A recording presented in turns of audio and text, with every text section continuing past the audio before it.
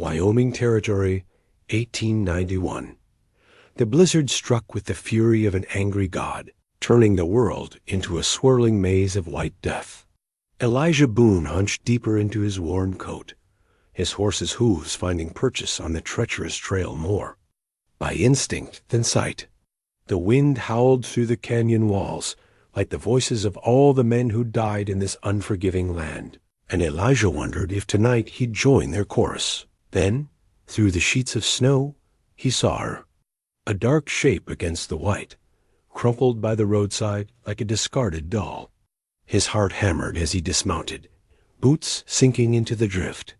She was barely breathing, blood frozen on her temple, clutching something against her chest.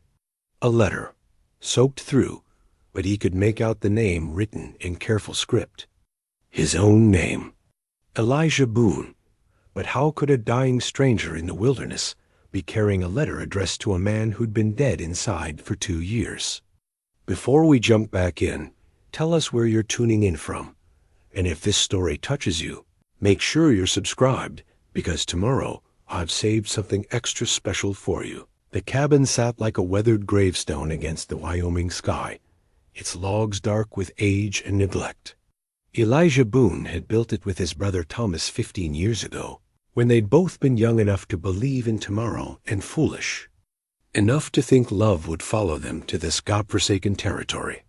Now the place felt like a mausoleum, every creak of the floorboards echoing with ghosts. Elijah kicked the snow from his boots and shouldered through the door, the unconscious woman heavy in his arms.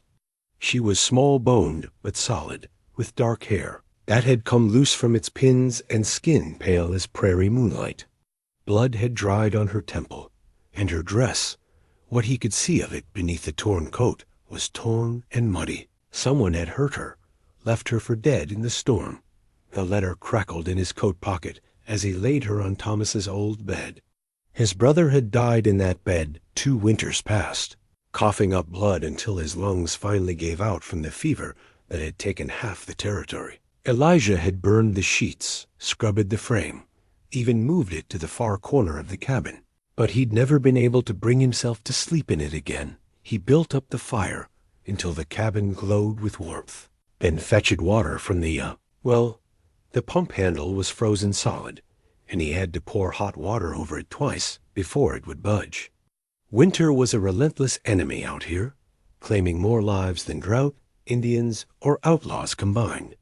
It killed with patience, wearing you down day by day until you simply forgot how to fight back Dot as he cleaned the blood from her face. Elijah found himself studying her features. She had a strong jaw and high cheekbones that spoke of stubborn pride, the kind of woman who'd spit in the devil's eye if he crossed her path. Her hands were soft, but calloused in places that suggested she wasn't afraid of work. A lady, maybe, but one who'd known hardship. Who was she? And why did she have a letter with his name on it? Elijah had received exactly 3 letters in his entire life. The first had come from his mother back in Ohio, telling him his father was dead. The second had been from the army, informing him that his service as a scout was no longer required. The third had arrived just last month, a notice from the territorial government about unpaid taxes on the homestead. None of them had been worth the paper they were written on. The woman stirred, mumbling something in her sleep. Her voice carried the soft vowels of the South, honey over gravel. Elijah found himself leaning closer to hear, then caught himself and stepped back. He'd grown too accustomed to solitude, too comfortable with the silence that had settled over. His life like dust over an abandoned house. Thomas would have laughed at him. His brother had always been the charmer, the one who could coax a smile from the sorest preacher's wife or talk a hostile brave into sharing his fire. "You're too serious, Eli," he'd say, usually while pouring another drink or dealing another hand of cards. Life's too short to spend it frowning. Thomas had been wrong about that. Life wasn't too short. It was too long. Too long to spend missing the dead. Too long to spend alone in a cabin that creaked with emptiness. Too long to spend wondering what might have been. The woman's eyes fluttered open, and Elijah found himself staring into the deepest brown he'd ever seen. For a moment, neither of them spoke. Then she tried to sit up, winced, and fell back against the pillow. "Easy," Elijah said, his voice rusty from disuse. "You've been hurt." "Where?" Her voice was whisper-soft, edged with pain and confusion. "Where am I? My cabin. Found you in the storm." He poured water into a tin cup and held it out to her. "You were near frozen." She studied his face as if memorizing it, then accepted. The cup with shaking hands. "Thank you." The words came out formal, careful. I'm Annabel Hart." The name hit him like a physical blow. He'd heard it before, whispered in fevered dreams and drunken confessions. Thomas had spoken of Anne. Annabel, a girl he'd left behind in Georgia. But that had been years ago, before they'd come west, before Thomas had given up on the idea of marriage and family. "You know that name," she said, watching his face. Elijah nodded slowly. "My brother used to know an Annabel in Georgia." Her eyes widened, and her hand went instinctively to her throat. "Thomas? Thomas Boone?" The confirmation hit him like a slap. "He's dead." The cup slipped from her fingers, water splashing across the quilt. Her face went white as the snow outside, and for a moment Elijah thought she might faint again. Instead, she closed her eyes and took a shuddering breath. "When?" she whispered. 2 years passed. Fever took him. She was quiet for so long that Elijah began to wonder if she'd fallen asleep. Then she opened her eyes and looked at him with a clarity that made him uncomfortable. "You're Elijah," she said. It wasn't a question. "How did you?" He talked about you. Said you were the steady one, the one who kept him grounded. Her voice carried a sadness that seemed to fill the entire cabin. "He wrote to me, asked me to come west, to be his wife." The words hit Elijah like a physical blow. Thomas had never mentioned writing to anyone, never spoken of plans for marriage. But then, Thomas had kept his own counsel about many things, especially toward the end, when the fever dreams had taken hold.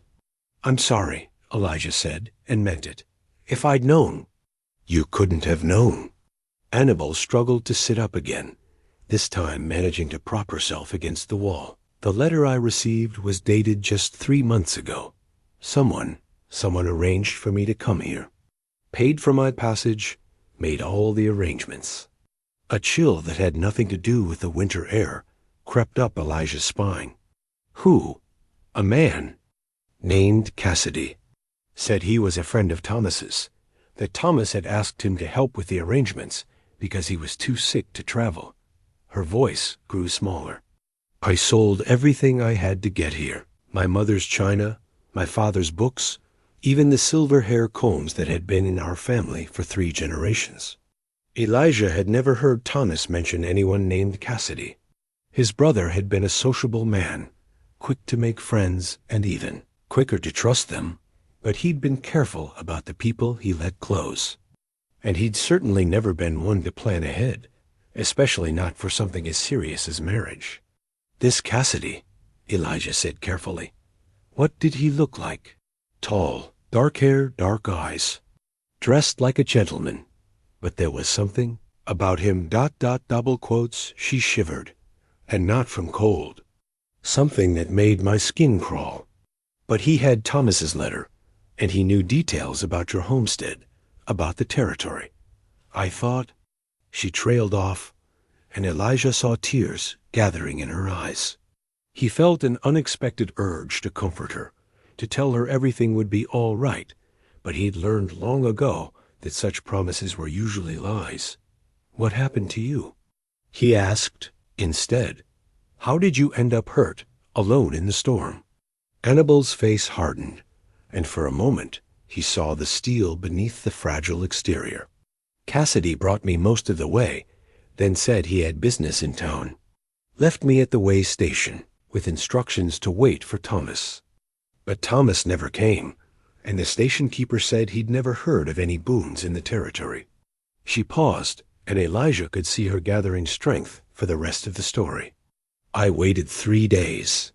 Then Cassidy came back, but he was different, angry. Said there had been complications, that Thomas was delayed. He wanted me to come with him, to wait somewhere else. Her voice dropped to a whisper. When I refused, he grabbed me, tried to force me into his wagon. I fought him, and he struck me, sent me tumbling into the snow. By the time I got my bearings, he was gone. Rage, hot and sudden, flared in Elijah's chest. It had been so long since he'd felt anything that intense that it almost knocked him over. Someone had hurt this woman, had left her to die in a blizzard, and every instinct he possessed was screaming for justice. "I'll find him," he said, the words coming out harsh and raw. No. Annabel's voice was firm despite her weakened state. "I don't want anyone else getting hurt because of me. I just ... I need to figure out what to do next." Elijah looked at her for the first time. She was beautiful, but it was a beauty tempered by hardship and loss. Her dress was fine quality but worn, her hands soft but not pampered. She carried herself with the kind of dignity that comes from facing down life's worst and refusing to break. Thomas would have loved her. The thought hit him like a physical blow, and he turned away to hide the sudden grief that threatened to overwhelm him.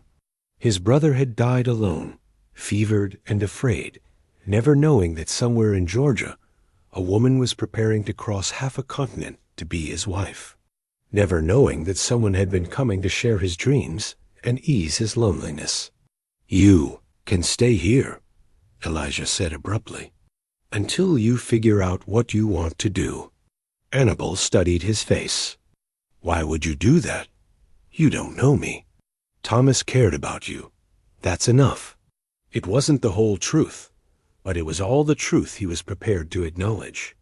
The rest the way her presence had already begun to warm the cold corners of the cabin, the way her voice had broken through the silence that had settled over his days like a shroud that was something he'd examine later, when she was asleep and he could think clearly again.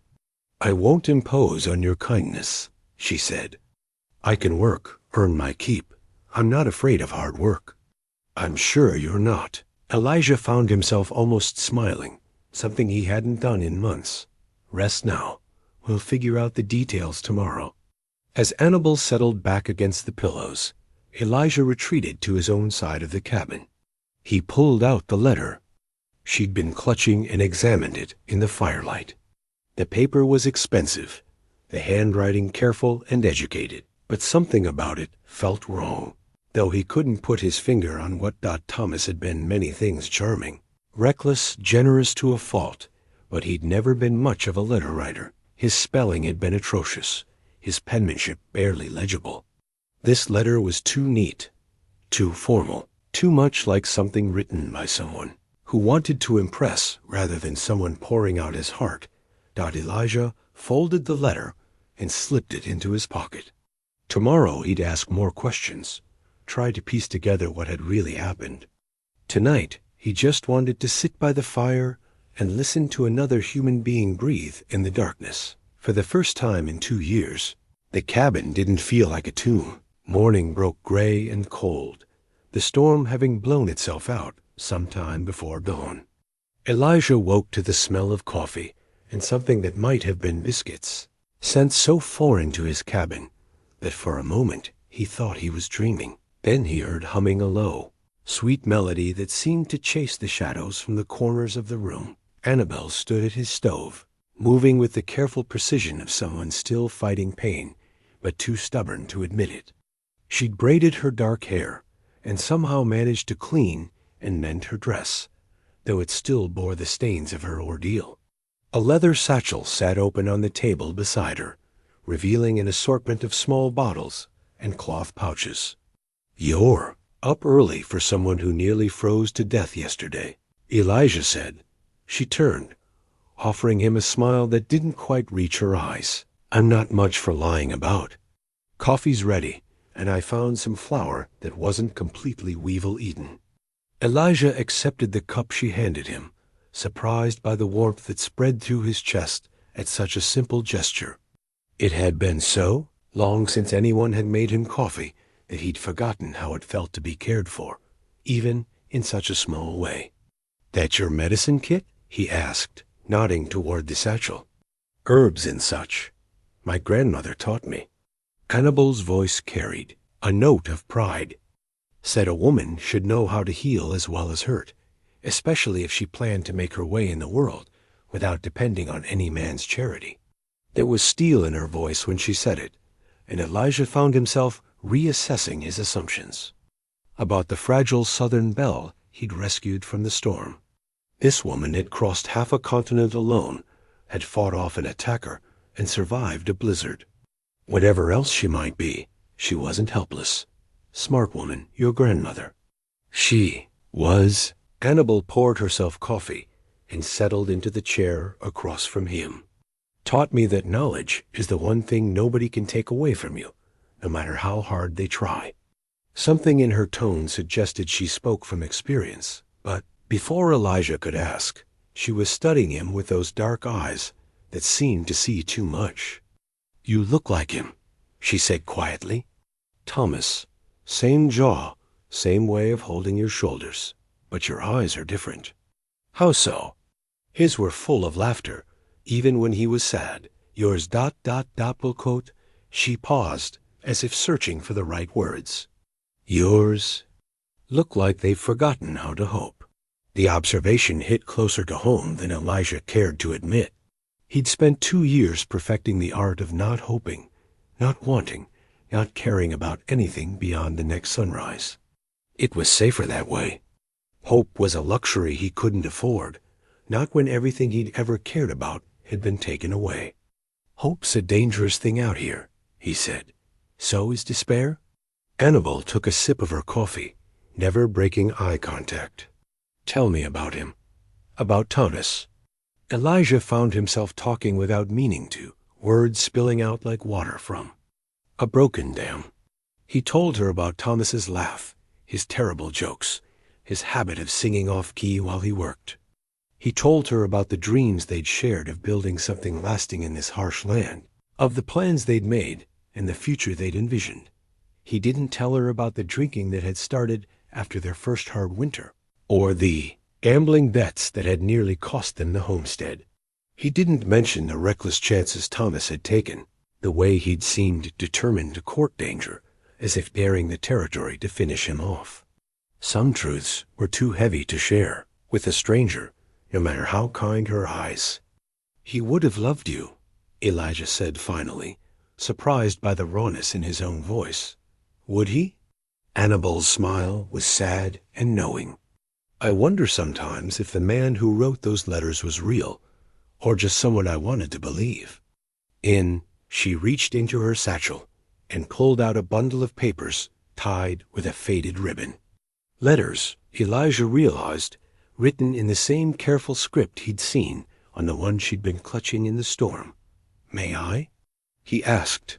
Hannibal hesitated, then handed him the bundle. "I suppose you have a right to know what your brother was thinking." Elijah untied the ribbon and spread the letters on the table. There were more than a dozen, each one several pages long. As he read, his frown deepened. The handwriting was too neat, the language too formal. These weren't the words of a man pouring out his heart.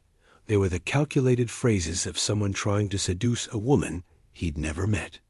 "These aren't from Thomas," he said finally. "What do you mean?" Elijah pulled out a scrap of paper from his shirt pocket, a note Thomas had left him before one of his trips to town.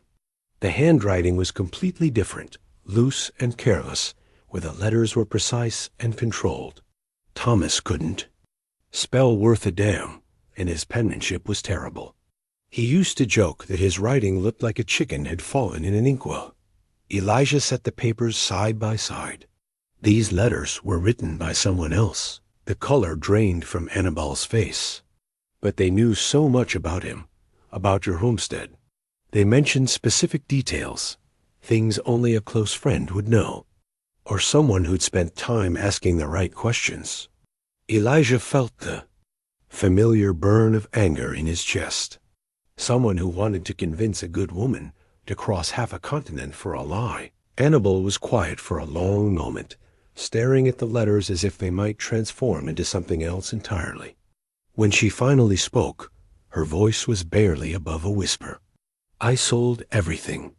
My mother's jewelry, my father's books, even the house where I was born. I gave up my whole life for a lie. The pain in her voice hit Elijah like a physical blow. He'd thought his own capacity for hurt had been exhausted, worn down by 2 years of grief and regret. But watching this woman confront the magnitude of her loss awakened something fierce and protective in his chest. Why? He asked. Why would someone go to such lengths to bring you here? I don't know. Annabel's hands shook as she gathered the letters. Unless ... Unless what? There was something else. Something I haven't told you. She stood and walked to the window, staring out at the snow-covered landscape. In Georgia, before I left, there was trouble. A man named Cassidy, the same man who arranged my passage, he was involved in some business that went bad. Very bad. Elijah waited, sensing that pushing would only make her retreat further into herself. My father was a lawyer, she continued. He represented some people who were inconvenient to Cassidy's interests. When my father died last year, Cassidy made it clear that certain debts were being passed down to his family. What kind of debts? Annabel turned back to face him, and Elijah saw fear flickering behind the determination in her eyes. The kind that can only be paid in blood or slavery. The word hung in the air between them like a curse. Elijah had heard stories of coarse women who disappeared into the wilderness, never to be seen again. The territories were full of men who saw females as property to be bought, sold, and used up like any other resource. So when Cassidy offered you a way out ... I thought it was salvation. A chance to start over, to build something good from the ashes of everything I'd lost. Her laugh was bitter. Instead, I walked right into his trap. Elijah stood and crossed to where she stood by the window. Without thinking, he placed a gentle hand on her shoulder, feeling the tremor that ran through her at his touch. He won't find you here, he said quietly. You don't know him. He's patient, methodical. He'll keep looking until, then let him come. The words came out harder than Elijah had intended, edged with a violence that surprised them both. This is my land, and you're under my protection now. Annabel turned to face him, studying his expression with those dark eyes that seemed to see straight through to his soul. Why? She asked. Why would you risk yourself for a stranger? It was a fair question, and one Elijah wasn't sure he could answer honestly. The smart thing would be to give her enough supplies to reach the nearest town and let her disappear into the vastness of the territory. The safe thing would be to send her away before Cassidy's trail led him to this remote homestead. But looking at her now, seeing the courage in her bearing, despite the fear in her eyes, the way she'd transformed his cold cabin into something resembling a home with nothing more than coffee and kindness, Elijah realized he didn't want to do the smart thing. Thomas would have wanted me to protect you. He said finally. It was true, as far as it went, but it wasn't the whole truth. The whole truth was that for the first time in 2 years, he felt something other than the hollow ache of grief. This woman had brought life back into his world, had reminded him that there were still things worth fighting for. Annabel searched his face for a long moment, then nodded slowly. All right, but I won't be helpless baggage. If I'm staying, I'm earning my keep. It's not necessary. It is to me. Her voice carried the kind of quiet authority that brooked no argument. I've been dependent on the kindness of others my whole life. First my father, then the promise of a husband I'd never met. I'm tired of being something that happens to other people instead of someone who makes her own choices. Elijah found himself smiling for the second time in as many days. A sensation so foreign, it felt like stretching a muscle that had been too long unused. In that case, he said, I could use help with the spring planting, and the cabin could use a woman's touch. Then it settled. Annabel extended her hand like a man sealing a business deal. Partners? Elijah took her hand, surprised by the calluses on her palm and the strength of her grip. Partners. As their hands touched, something passed between them. Not quite attraction, but not quite mere friendship either. It was the spark of possibility, the first tentative recognition that two lonely people might not have to face the world alone. Outside, storm clouds were gathering again on the horizon. But for the first time since Thomas's death, Elijah wasn't afraid of what the darkness might bring. The days that followed settled into a rhythm as natural as breathing, though neither Elijah nor Annabel spoke of it directly. She rose before dawn to start the coffee, moving quietly through the cabin with a consideration born of shared space and mutual respect. He chopped wood and tended the animals, pausing sometimes to watch her through the window as she organized. His meager supplies with the efficiency of a woman accustomed to making much from little. They were careful with each other in those first weeks, polite as strangers sharing a stagecoach, neither wanting to presume too much or give offense. But gradually, the walls began to crumble. It started with small things. Annabel mending his shirts without being asked, her neat stitches a stark contrast to his own clumsy repairs. Elijah leaving wildflowers on the table after his morning rides, not saying where they'd come from, but watching her face light up when she discovered them. Conversations that began about practical matters, the best way to preserve meat, the signs of changing weather, and gradually deepened into something more personal.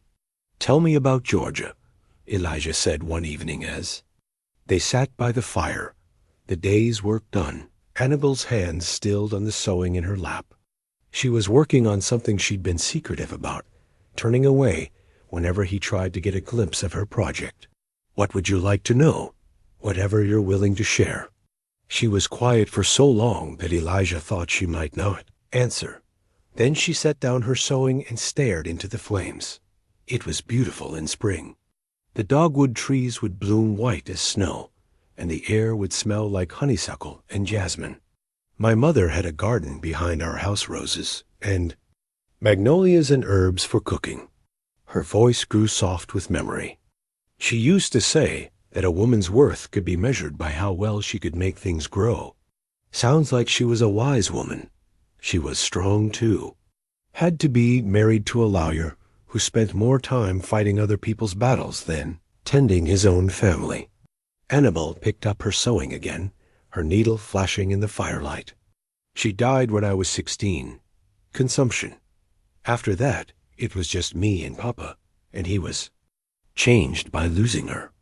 Elijah heard the pain beneath the carefully neutral words. He'd learned to recognize that particular quality of grief, the kind that carved hollow spaces in a person's chest and never quite filled them in again. Is that when you learned about healing, the herbs and such? Before that, actually. Mama started teaching me when I was just a girl. Said it was something every woman should know, especially if she wanted to help folks who couldn't afford a proper doctor. Annabel's smile was fond but sad. She'd take me with her when she visited the sick, teach me which plants could ease pain and which ones could stop bleeding. I probably learned more about medicine from her than some men do in medical school. Thomas would have appreciated that. He was always getting himself banged up somehow. Was he sickly? Before the fever, I mean? Elijah considered the question carefully. Thomas had been many things, but sickly wasn't one of them. If anything, his brother had been almost recklessly healthy, throwing himself into every adventure, with the confidence of a man who believed himself invincible. No, he said finally. Thomas was strong as an ox. The fever just ... It came on fast and hit hard.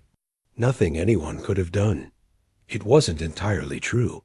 There had been signs: the persistent cough, Thomas had dismissed as nothing the way he'd grown thin and pale during that last winter. But Thomas had refused to admit weakness, and Elijah had been too proud to force the issue. By the time his brother had finally taken to his bed, it was too late for healing herbs or anything else. "I'm sorry," Annabel said quietly. "It must have been hard, watching him suffer." "He wasn't alone," Elijah said, though the words felt inadequate. "That's something, I suppose." They fell into comfortable silence, the fire crackling between them. Outside, the wind howled through the canyon walls, but inside the cabin felt warm and safe. For the first time since Thomas's death, Elijah could imagine a future that didn't feel like an endless succession of empty days. "What's that you're working on?" he asked eventually, nodding toward her sewing. Annabel's cheeks flushed pink.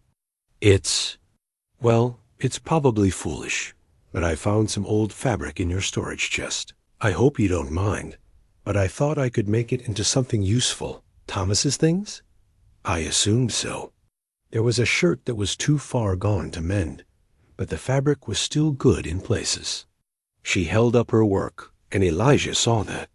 She was making a quilt, not the fancy kind with intricate patterns, but a simple, sturdy covering pieced together from scraps of Thomas's old clothes. The sight hit him harder than he'd expected. Those pieces of fabric carried memories. The blue shirt Thomas had worn to their first town dance, the brown work shirt he'd favored for breaking horses, the red flannel he'd claimed brought him luck at cards. "You don't have to," he started. "I want to," Annabel interrupted gently. It seemed wrong to let them just sit there gathering dust. This way, they'll still be useful, still be part of this place. Elijah nodded, not trusting his voice. It was such a simple gesture, but it spoke to something he'd been struggling with since Thomas's death, how to honor his brother's memory without being trapped by it, how to keep the good parts alive while still moving forward. "He'd like that," he managed finally. "I hope so." Annabel smoothed the fabric with careful fingers. "I've been thinking about what you said, about him loving me. Do you really believe that?" The question caught Elijah off guard. He'd spoken without thinking that first morning, trying to offer comfort to a woman who'd lost everything. But now, watching her in the firelight, seeing the kindness in her eyes and the strength in her bearing, he found himself wondering what might have been. "Yes," he said, and meant it. Thomas had good taste in people, even if his judgment wasn't always the best in other matters. "He would have seen what I see." "And what's that?" Elijah met her eyes across the flickering flames. "A woman worth crossing a continent for." The words hung in the air between them, heavy with meaning neither was quite ready to acknowledge. Annabel's breath caught, and for a moment Elijah thought she might say something that would change everything. Instead, she looked down at her sewing, her fingers suddenly clumsy with the needle. "You barely know me," she said. "I know enough. I know you're brave enough to start over in a place where you don't know a soul. I know you're kind enough to turn scraps into something beautiful. I know you're strong enough to face down whatever's coming for you." Elijah leaned forward, his voice growing earnest. "I know you make coffee that doesn't taste like mud and biscuits that actually rise. In this territory, that alone makes you worth your weight in gold." That drew a laugh from her, the first genuine one he'd heard since the night he'd found her in the storm. The sound filled the cabin with warmth, chasing away shadows he hadn't even realized were there. "Practical virtues," she said, but she was smiling. "The best kind. Pretty fades, but knowing how to survive that lasts." "Is that why you've never married? Too practical to believe in pretty words and romance?" The question sobered him. "Never found anyone willing to share this life. It's not easy out here, especially for a woman. Takes a special kind of person to choose hardship when they could have comfort somewhere else." "Maybe you were looking in the wrong places." "Maybe I was looking at all." Elijah stood and walked to the window, staring out at the snow-covered landscape. After Thomas died, I figured I was done with wanting things. Safer that way. But now? He turned back to find her watching him with those dark eyes that seemed to see too much. Now I'm not so sure. The admission hung between them like a bridge neither was quite ready to cross. They were still strangers in many ways, thrown together by circumstances neither had chosen. But something was growing in the spaces between. Their words, and the shared glances and small kindnesses that marked their days. The nightmares, Annabelle said suddenly. You have them too, don't you? Elijah nodded. He'd heard her crying out in her sleep, had seen the shadows under her eyes in the morning light. His own dreams were filled with images of Thomas gasping for breath, of opportunities missed and words left unspoken. Some nights I dream I'm back in Georgia, and Cassidy is at the door. Other nights I dream I never left, and I wake up wondering if any of this is real. She touched the wooden cross that hung at her throat, a simple thing carved from pine. This was my grandmother's. She said it would protect me from evil, but sometimes I think evil is too smart to be stopped by symbols. Maybe symbols help us remember who we are when everything else falls apart. Annabelle smiled at that, and Elijah felt something loosen in his chest. They were finding their way toward each other, slowly and carefully, like travelers navigating by starlight. It wasn't the grand passion of storybooks, but it was real, built on shared work and quiet understanding rather than pretty words and false promises. I should let you sleep, he said, though he was reluctant to end the evening. Probably. Morning comes early out here. As Annabelle gathered her sewing and prepared for bed, Elijah found himself hoping that morning would take its time. These quiet hours by the fire had become precious to him, a reminder that not all of life's gifts came wrapped in tragedy and loss. Some came disguised as second chances, offered by dark-eyed women who turned scraps into quilts and loneliness, into something that might, with time and patience, grow into love. Spring arrived like a shy visitor, hesitant and uncertain after the harsh winter. The snow began to retreat in patches, revealing brown earth that steamed in the morning sun. Ice broke up on the creek with sounds like gunshots, and the first brave wildflowers pushed through the mud with a determination that reminded Elijah of the woman sharing his cabin. Annabelle had thrown herself into the work of preparing for the growing season with an energy that both impressed and worried him.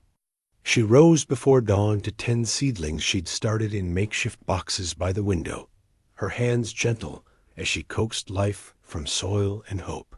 When she wasn't nursing plants, she was cleaning, organizing, and generally transforming his bachelor quarters into something that resembled a home. You don't have to do all this, Elijah said one morning, finding her scrubbing his few dishes with sand and lye soap she'd made herself. I need to stay busy, she replied without looking up. Idle hands give the mind too much time to wander into dark places. He understood that. Work had been his own salvation in the months after Thomas's death, the blessed exhaustion that came from physical labor being the only thing that could quiet the voices in his head. But watching Annabelle attack each task with fierce concentration, he wondered if she was running from something more than just painful memories. In the corner of the cabin sat Thomas's unfinished rocking chair, its half-carved arms and incomplete back, a testament to dreams interrupted. Elijah had avoided looking at it for 2 years, but now he found his eyes drawn to it whenever Annabelle was near. She'd mentioned it once, running her fingers over the smooth wood with a wistfulness that made his chest ache. He was making this for someone special, she'd said quietly. Maybe. Thomas was always starting projects he never finished.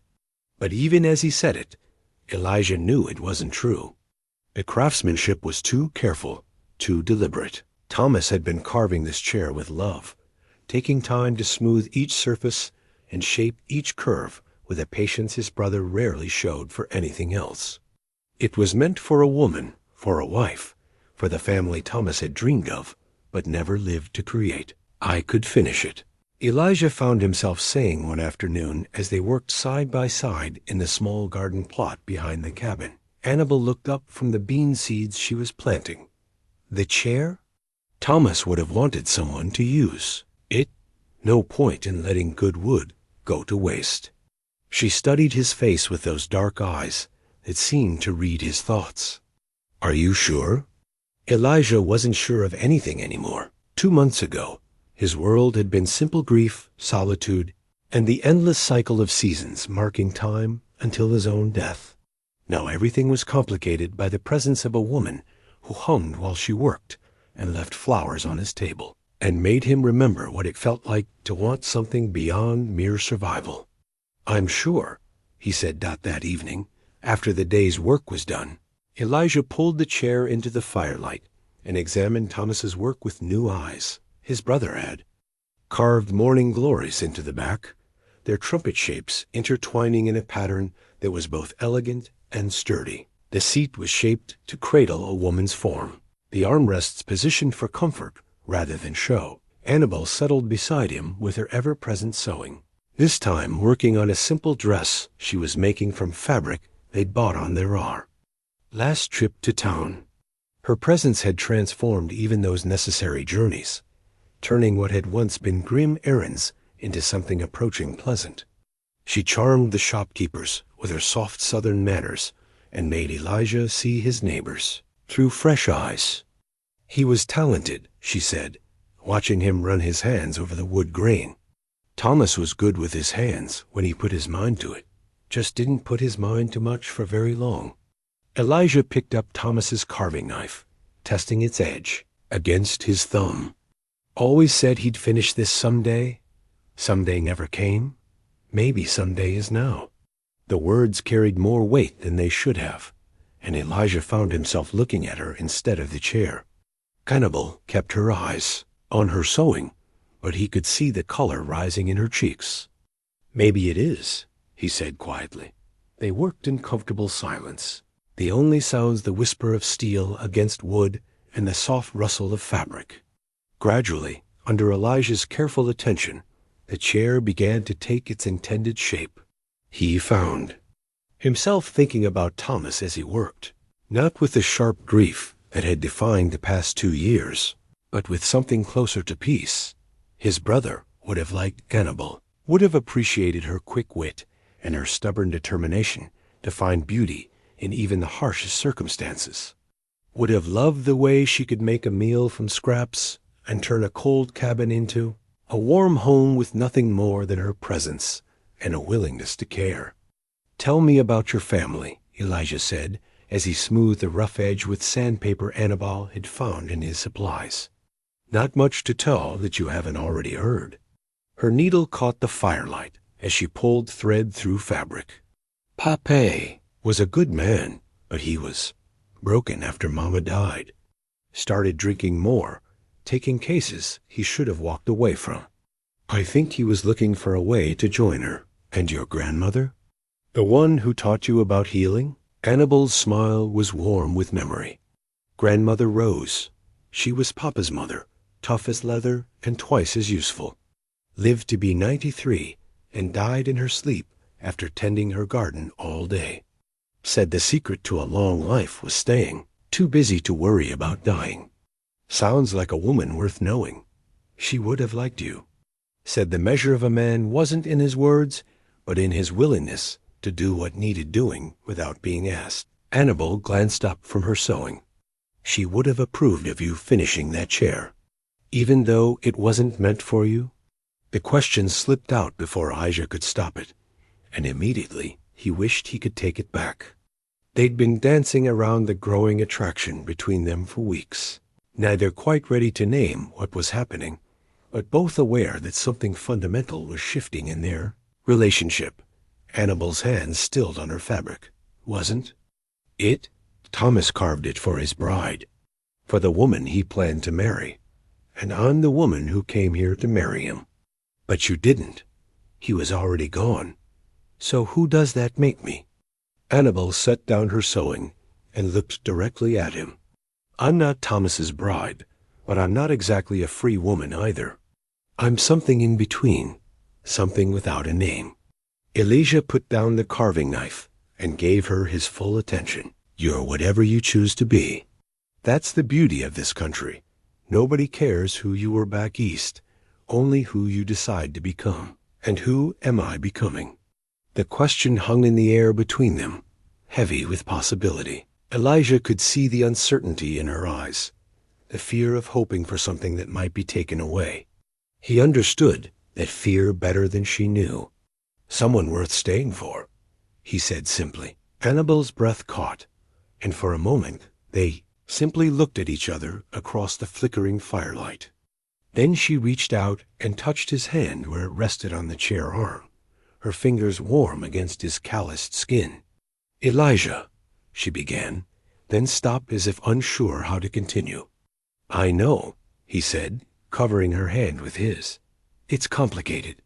Is it?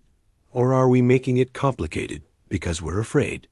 The honesty in her voice made something crack open in Elijah's chest. She was right, of course. They were both terrified of wanting something they might lose, of building something that could be destroyed by forces beyond their control. Maybe we don't have to figure it all out tonight, he said. Maybe not. But she didn't move her hand away. The chair is beautiful. Thomas would be proud. It's not finished yet. The best things never are. They just keep growing and changing, becoming more themselves with time. Elijah understood she wasn't talking about the chair anymore. He squeezed her hand gently, a promise and a question all. At once, Annabelle, he said, then stopped, overwhelmed by everything he wanted to say and couldn't find words for. I know, she whispered, echoing his earlier words. I know. Outside, the wind carried the scent of new grass and melting snow, the promise of warmth after the long cold. Inside the cabin, two people sat by the fire and let themselves believe, for the first time in longer than either could remember, that spring might actually come again. The rocking chair sat between them, no longer a monument to loss, but a symbol of possibility, unfinished, imperfect, but full of potential for the love that would give it meaning. The first real test of their growing bond came on a Tuesday morning when Annabelle woke screaming. Elijah bolted upright from his bedroll by the fire, his hand instinctively reaching for the rifle he kept within arm's reach. In the gray pre-dawn light, he could see Annabelle thrashing on Thomas's old bed, her face twisted with terror as she fought some invisible enemy. No, she gasped, her voice raw with panic.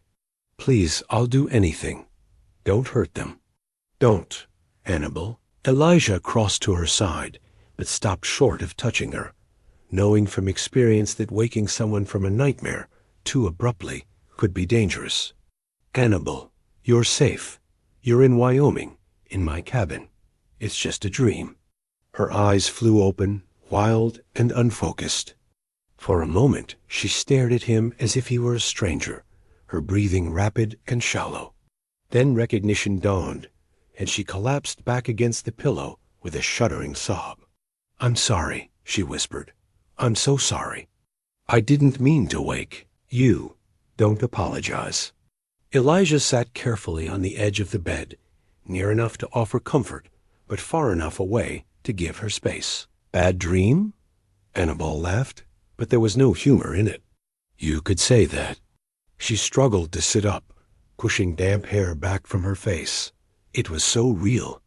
I could smell the smoke, hear the screaming ... Want to talk about it? She was quiet for so long that Elijah thought she might refuse. Then she drew her knees to her chest and wrapped her arms around them, making herself small in a way that broke his heart. There was a fire, she said finally. Back in Georgia, just before I left. Cassidy.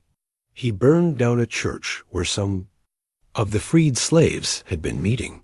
Said they were getting too uppity, thinking they had the same rights as white folks. Elijah felt ice forming in his veins. Were you there?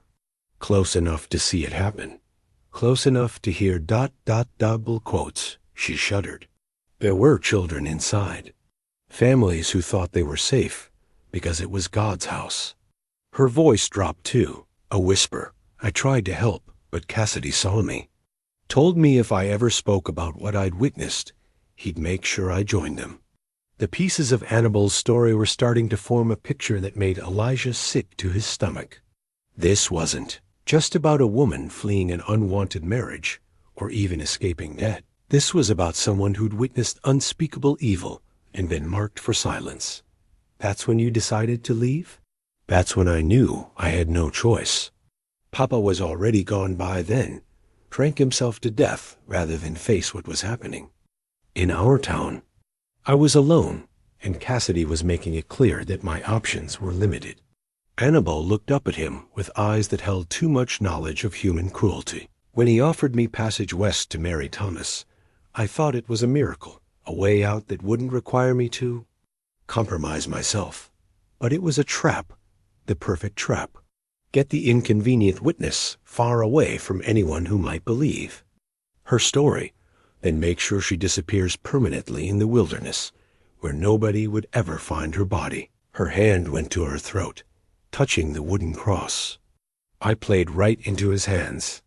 Elijah wanted to reach for her, to offer physical comfort, but something in her posture warned him off. She was holding herself together through sheer force of will, and any kindness might shatter the careful control she'd built around her pain. "He won't find you here," Elijah said instead. "You don't know him. He's patient, and he's smart, and he has resources most people can only dream of." Annabel's voice carried the flat certainty of someone who'd learned not to hope for rescue. "He'll keep looking until he finds me, and when he does ... When he does, he'll have to go through me first." The words came out harder than Elijah had intended, edged with a violence that surprised them both. He'd spent 2 years learning to live with loss, teaching himself not to care too much about anything that could be taken away. But the thought of anyone hurting Annabel awakened something primitive and protective in his chest. "You don't understand," Annabel said. "This isn't just one man. Cassidy has connections, people who owe him favors. He can make you disappear just as easily as me. Then we'll be ready for him." "How?" "You're one man with a rifle and good intentions. He's got an army of people who'd sell their souls for the right price." Elijah stood and walked to his desk, pulling out a piece of paper that had been hidden under a stack of bills. It was torn and stained, but the writing was still legible enough to make out key details. He'd found it the day before while cleaning out Thomas's old trunk, apparently dropped and forgotten among his brother's possessions. "What's this?" Annabel asked as he handed it to her. "Something I found in Thomas's things. Look at the name at the bottom." Annabel squinted at the faded ink, then went very still. "Cassidy," she breathed. "But this is ... This is a wanted poster for cattle rustling and murder, dated 3 years ago. Your friend Cassidy has been a busy man for longer than you know." Elijah sat back down, his mind working through the implications. Thomas was always good at collecting information, especially about men who might pose a threat to the homestead. He must have gotten this somewhere and kept it for insurance. But if there's already a warrant out for him, then we're not as alone as we thought. Men with prices on their heads tend to make enemies, and enemies can become allies if you know how to find them. Elijah took the poster back, studying the faded description. "The question is whether Cassidy knows Thomas had this." Annabel's face went pale. "You think that's why Thomas died? Not from fever, but because of what he knew?" The possibility had been growing in Elijah's mind ever since he'd found the poster, explaining things that had never quite made sense about his brother's death. Thomas had been healthy as a horse right up until that final week, when he'd suddenly taken ill with symptoms that seemed more like poisoning than any natural disease. "I think," Elijah said carefully, "that we need to be very careful about who we trust. And in the meantime, we prepare. I'll teach you to shoot, and we'll work out signals and escape routes. If Cassidy comes looking, we'll be ready for him." Annabel stared at the poster, her hands trembling slightly. "I never wanted anyone else to get hurt because of me." "You didn't cause this?" "Cassidy did, the moment he decided that his comfort was worth more than other people's lives." Elijah reached out and gently touched her shoulder. "You're not responsible for his choices, but you are responsible for your own. The question is, are you going to let him win, or are you going to fight back?" The question hung between them like a challenge. Outside, the first birds of morning were beginning to sing, and pale light was starting to filter through the cabin's single window. The day was beginning, bringing with it all the ordinary tasks that made up a life feeding animals, tending gardens, mending what was broken. But underneath the routine, something had shifted. They were no longer just two lonely people sharing space and slowly learning to trust each other. They were partners in something larger and more dangerous, bound together by secrets and threats, and the growing certainty that their fates were intertwined. "Teach me," Annabelle said finally, her voice steady despite the fear in her eyes. "Teach me everything I need to know to survive."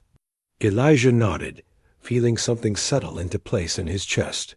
"We'll start today." As the sun rose over the Wyoming mountains, casting long shadows across the cabin floor, two people began planning for a war they hadn't chosen, but were determined to win.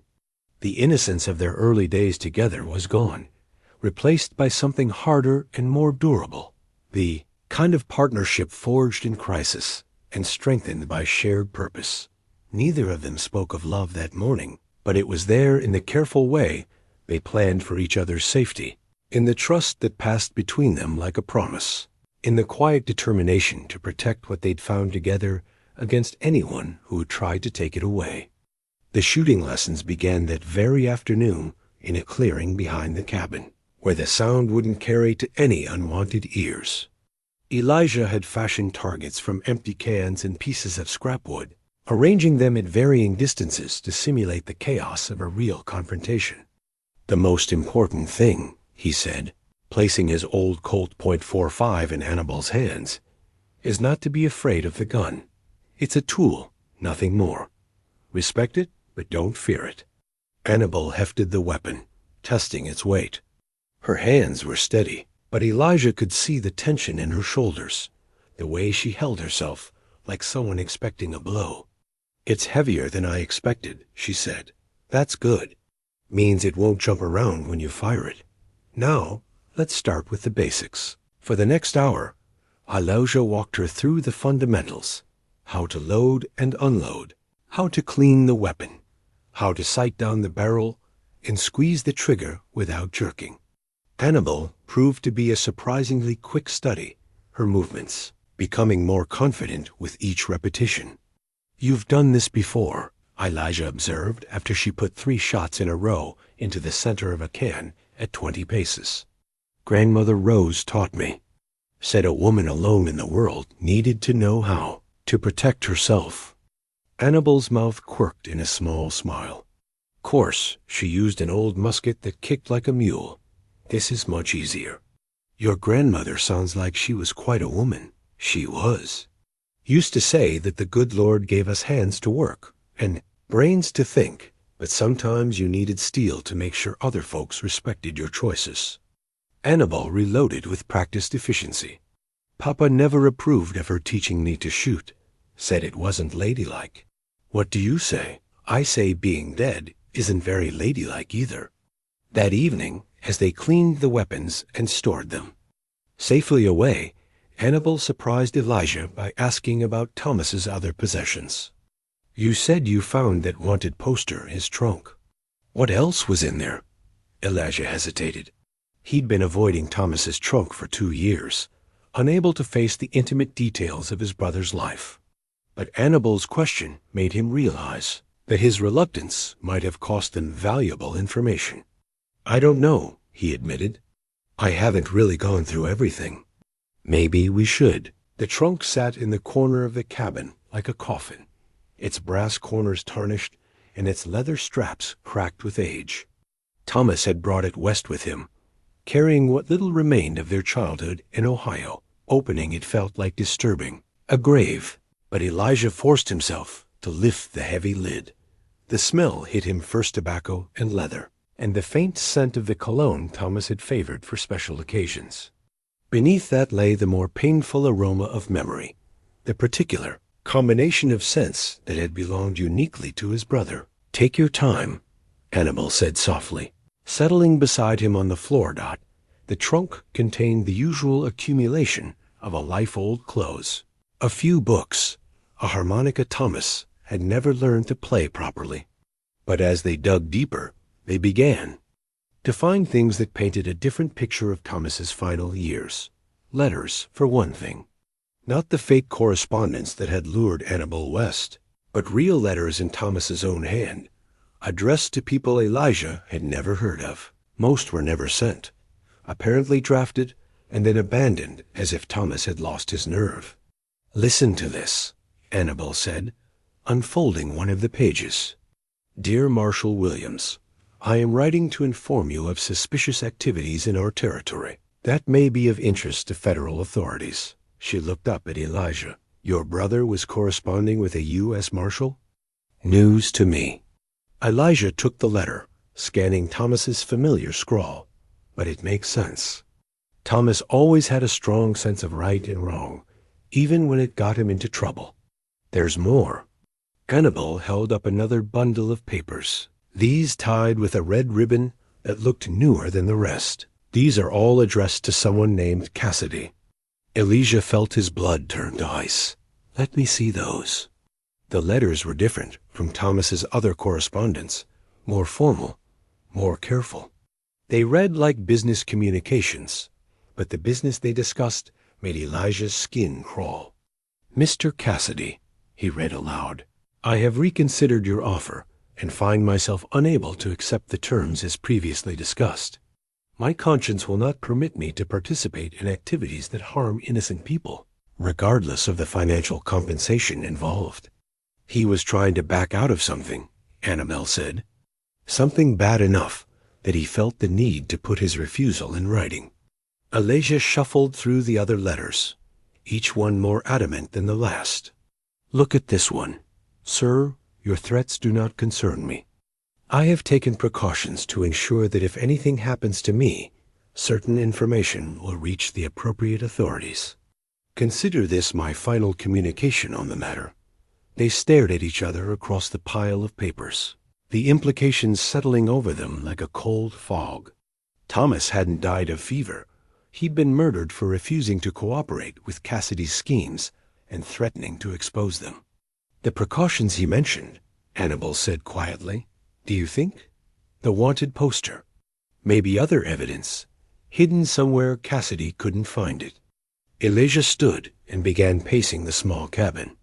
Thomas was careful about important things, methodical. If he was gathering evidence against Cassidy, he'd have made sure it was well hidden. But where?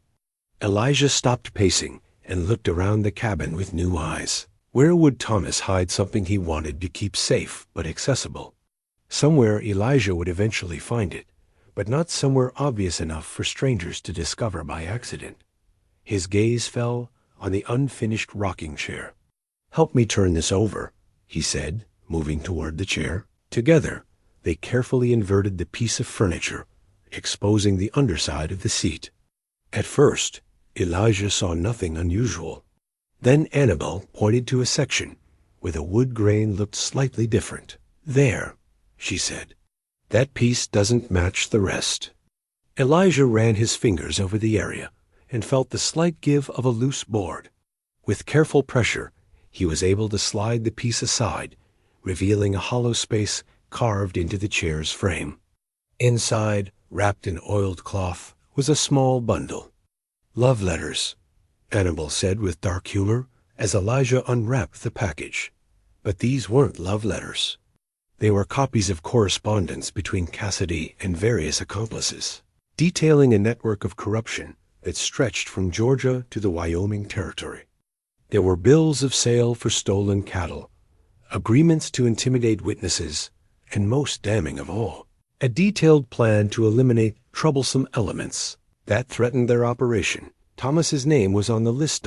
So was Annabel's. Sweet Mother of God, Annabel whispered, reading over his shoulder. He's been planning this for months. The whole mail-order bride scheme, bringing me west, even your brother's death, it's all here.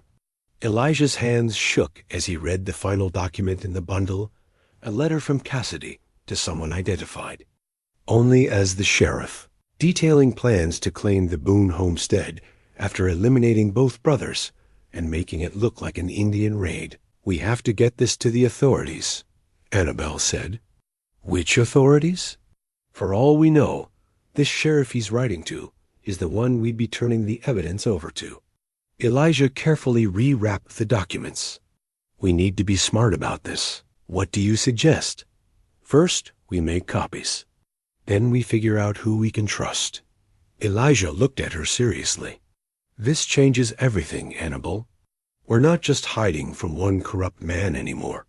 We're up against an entire network, and they think we're already dead, don't they?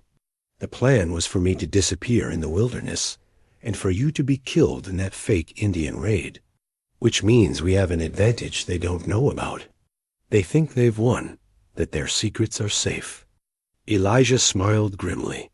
Time to prove them wrong. As they carefully restored the chair to its original position, hiding the evidence back in its secret compartment, both of them understood that their quiet courtship was over. They were no longer two people falling in love in the wilderness. They were soldiers in a war against corruption, bound together by shared danger and a common enemy. Outside, storm clouds were gathering on the horizon, promising another harsh night. But inside the cabin, two people sat down to plan a campaign that would either bring justice to the Wyoming Territory or get them both killed in the attempt. Either way, they would face it together. The sound of hoofbeats on the morning air brought both Elijah and Annabel to their feet, hands instinctively moving toward the weapons they now kept within easy reach. Through the cabin's single window, they could see a lone rider approaching. At a steady pace, too deliberate to be friendly, and too slow to be an immediate threat. Stay inside, Elijah murmured, checking the load in his rifle. Keep the back door clear in case we need to run. But as the rider drew closer, Elijah felt his blood turn to ice. The man was tall and dark-haired, dressed in the kind of expensive clothes that marked him as someone with money and power. More troubling still was the way he sat his horse confident, relaxed, like a man who owned whatever ground his animal's hooves touched. Cassidy, Annabel breathed from behind him, her voice barely a whisper. The man dismounted with leisurely grace, taking his time to tie his horse to the hitching post Thomas had built years ago. When he turned toward the cabin, Elijah got his first clear look at the face that had haunted Annabel's nightmares. Cassidy was younger than Elijah had expected, probably not yet 40, with the kind of handsome features that would make women trust him and men want to buy him drinks. His smile was warm and friendly as he approached the cabin, his hands held carefully away from the gun at his hip. "Morning," he called out in a voice that carried the educated accents of the East. "I'm looking for Elijah Boone. Got some business to discuss with him." Elijah stepped onto the porch, rifle held ready but not quite aimed. "You found him. State your business. Name's Cassidy." "Sheriff Cassidy, actually." The man reached into his coat with deliberate slowness and produced a badge that caught the morning sunlight. "I'm here about a woman who went missing from my jurisdiction. Young lady by the name of Annabel Hart." The badge hit Elijah like a physical blow, not just because it meant Cassidy had legal authority to back up his threats, but because of what it revealed about the scope of the corruption they were fighting. This wasn't just a criminal with connections. This was the law itself turned against innocent people. "Don't know anyone by that name," Elijah said, proud of how steady his voice sounded. "That's strange, seeing as how she was supposed to arrive here several months ago to marry your deceased brother." Cassidy's smile never wavered, but something cold flickered in his eyes. "I have correspondence indicating she was traveling to this exact homestead. Lot of people travel through the territory. Most don't stop here. I'm sure they don't. Cassidy took a step closer to the porch. Mind if I come inside? Long ride from town, and I could use some coffee while we discuss this situation. Every instinct Elijah possessed screamed danger, but refusing would only confirm Cassidy's suspicions. Coffee's not much, but you're welcome to it. As Cassidy climbed the porch steps, Elijah caught sight of Annabelle pressed against the wall. Beside the door, a pistol in her hands and terror written across her face. Their eyes met for just an instant, and he saw her gather herself for whatever was coming. Inside the cabin, Cassidy made a show of examining his surroundings with the casual interest of a lawman conducting routine business. But Elijah noticed how his gaze lingered on details that would tell a story. The second cup beside the coffee pot, the woman's clothes hanging on pegs beside the door, the unmistakable signs that this bachelor cabin was being shared. Nice place, Cassidy said, settling into one of the rough wooden chairs. Your brother fix it up before he passed? Some. Thomas was handy with tools when the mood struck him. Shame about his death. Fever, wasn't it? That's right. Funny thing about fever, Cassidy mused, accepting the cup of coffee Elijah poured for him. Sometimes it strikes the healthiest folks without warning, almost like they were poisoned instead of sick.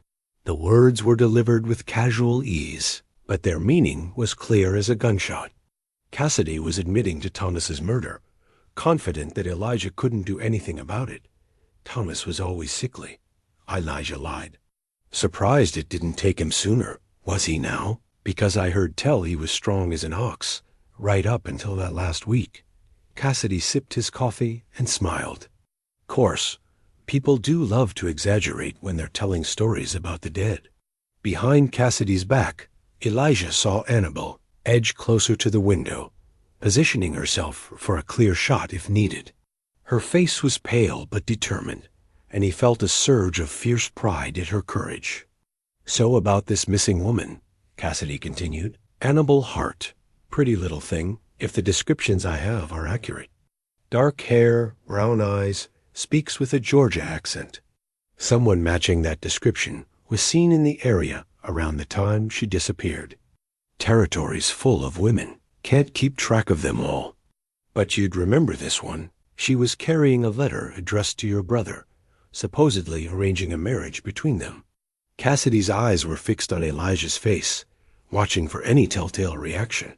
Course, since your brother was already dead, that marriage would have been impossible to arrange. Maybe whoever wrote the letter didn't know Thomas had passed. Maybe. Or maybe someone was using that letter to lure a young woman into a dangerous situation. Cassidy stood and began walking around the cabin, his movements casual, but his attention sharp. See, Miss Hart witnessed something back in Georgia that she shouldn't have seen. Something that could cause considerable trouble for certain parties if it ever became public knowledge. And you think she's here? I think she's somewhere in this territory, and I think you know where. Cassidy stopped beside the unfinished rocking chair, running his hand over the carved wood. This is beautiful work. Your brother make this? Started. It never finished. Shame. Would have made a lovely piece for a wife. Cassidy's fingers traced the morning glory pattern, and Elijah held his breath, praying the man wouldn't discover the hidden compartment. Tell me, Mr. Boone, what do you know about your brother's business dealings in his final months? Thomas kept his own counsel about most things. Did he now? Because I have reason to believe he was involved in some activities that might interest federal authorities. Cattle rustling, for instance. Maybe some other unpleasant business.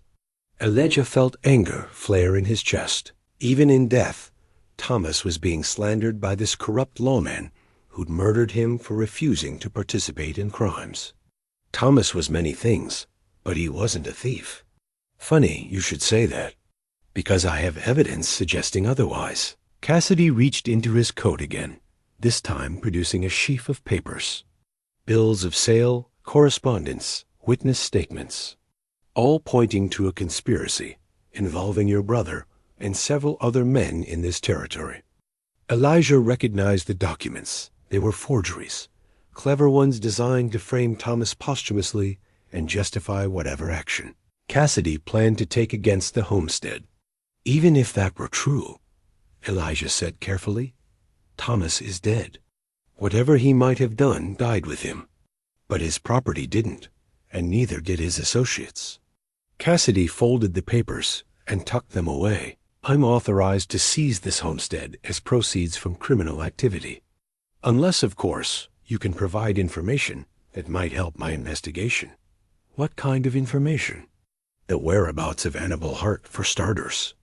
And any evidence your brother might have left behind regarding his criminal activities. There it was, the real reason for this visit. Cassidy wasn't just hunting Annabelle. He was also looking for the evidence Thomas had gathered against him. Evidence that was hidden less than 10 feet from where the corrupt sheriff stood. Like I said, I don't know any Annabelle Hart, and if Thomas was involved in anything illegal, he kept it to himself.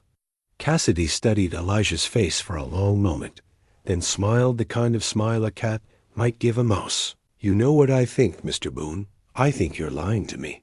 I think Miss Hart is here, probably hiding somewhere close by. And I think you know exactly where your brother hid the evidence he was gathering against certain parties. Think whatever you like. Doesn't make it true. Doesn't matter what's true. Matters what I can prove in court. Cassidy's hand drifted toward his gun. And as the duly appointed sheriff of this county, I have broad authority to investigate suspected criminal activity. The threat was clear, and Elijah found himself calculating distances and angles, wondering if he could get to his rifle before Cassidy could draw his sidearm. But before he could move, Annabelle stepped out from behind the door, her pistol trained on the sheriff's back. I wouldn't, she said quietly. Cassidy froze, his hand inches from his gun. Well, well. Miss Annabelle Hart, I presume. You presume correctly. I have to say, you're even prettier than your description suggested. That's going to make this easier? Make what easier? Cassidy turned slowly, his hands now raised, but his expression still confident. Why, arresting you for the murder of Thomas. Boone, of course. Self-defense won't work as a plea when everyone knows you never met the man before you killed him. Elijah felt the world tilt sideways. What are you talking about? Miss Hart arrived here planning to marry your brother, found out he was already dead, and killed him in a rage when she realized she'd been deceived. Then she seduced you into helping her cover up the crime. Cassidy's smile was triumphant. It's a compelling story, and I have witnesses who'll swear to every word of it. Thomas died of fever. There were witnesses to his illness. Witnesses who can be convinced to remember things differently, given the right incentive. Cassidy's badge caught the light as he shifted position. Amazing how flexible people's memories can be when their own freedom is at stake. The scope of the corruption was breathtaking. Not only had Cassidy murdered Thomas and framed him posthumously for cattle rustling, but he was prepared to blame the murder on Annabelle and use his authority as sheriff to make the charges stick. You can't prove any of this, Annabelle said, but Elijah could hear the fear creeping into her voice. I don't have to prove it.